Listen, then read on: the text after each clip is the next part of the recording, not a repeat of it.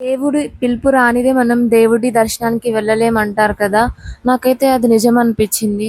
ఎందుకంటే మాకు ఏం థాట్స్ లేకుండే సాటర్‌డే వరకి. సాటర్‌డే ఆఫ్టర్‌నూన్ సడెన్‌గా శ్రీశైలం వెళ్దామని ఫిక్స్ అయినాం. అది కూడా బైక్ మీద. సో, ఇంకా మేమైతే జర్నీ స్టార్ట్ చేసాం బైక్ మీదనే. ఇంకా మధ్యలో ఆగి కొన్ని వాటర్ తీసుకొని మళ్ళీ స్టార్ట్ చేసాం. గాలి అయితే చాలా వేస్తుంది.